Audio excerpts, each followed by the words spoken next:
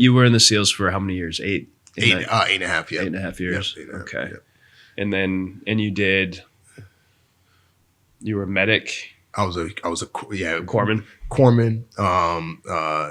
I wasn't. This is a funny thing. I was having this conversation when I was out on this last job out of the country. So in special operations, all the medics go to a course that's called 18 Delta. Mm-hmm. So you're considered an 18 Delta and all that. Yeah. Well, I've done the pig lab and all that stuff, mm-hmm. but that's a different course. But they deal with the goats and they do a lot of other. They actually go work at an ER at the end of their rotation. Okay. After I had gotten through. When I was at the end of SQT, which SQT is SEAL qualification, you go through BUDS and you go to SQT.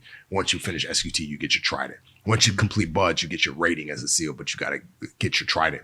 And you get treated like a SEAL when you're in SQT. And so when I was at the end of SQT, I was like, dude, I had orders to 18 Delta, but I was like, dude, I just want to go to a platoon. You know what I mean? Like, got kicked out of BUDS the first time and then came back, starting all over again. Like, I just want to be able to freaking get to a platoon. I don't want to go to 6 month, because 18 Delta 6 months, 6 month, another training course, and then go to a platoon. And so I went and asked them to change my orders. And I was like, you know what, I'll just be a heavy gunner, because when you're a new guy in a platoon and you're not a corpsman, you got to carry the pig, you know, which is the big machine gun. And so when I got there, long story short, my platoon chief was like, dude, you were corpsman with the Marines, right? I was like, yeah. He was like, why didn't you go to 18 Delta? Because I wanted to go to a platoon. He's like, you're going to still be a medic. So I wasn't an 18 Delta, but I was like a corpsman in the platoon. Okay. And then I later went to HUMINT school. HUMINT stands for Human Intelligence. So I got to kind of learn tradecraft and source handling and other cool stuff that I didn't even know was offered to SEAL or guys in our special operation community.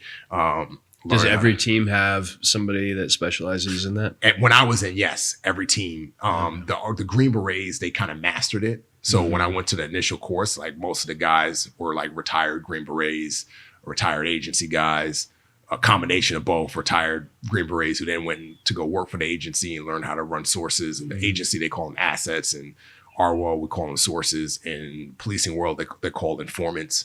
And these are people who collect intelligence for you.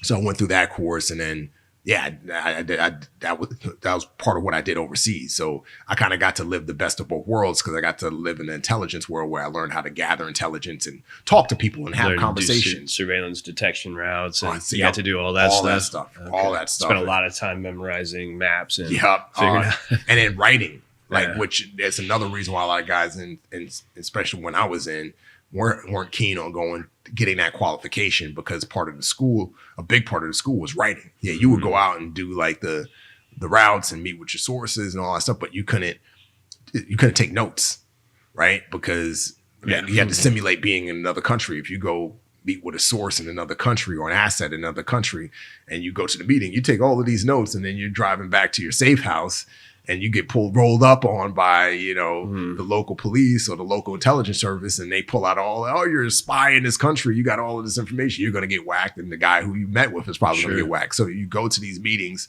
and you got to memorize everything, and then you got to go back and you got to write these long, freaking detailed reports. And so, a lot of guys don't want to go that route because they don't want to deal with the writing, because the last thing you want to do. Memorization too. Yeah, the memorization and the writing. And are you doing this in a foreign language or is it in English? So you're learning in English. Probably. You're learning it in English, but then when you're overseas, like if you don't speak the language, then you have an interpreter with you. Gotcha. So you're working through interpreters.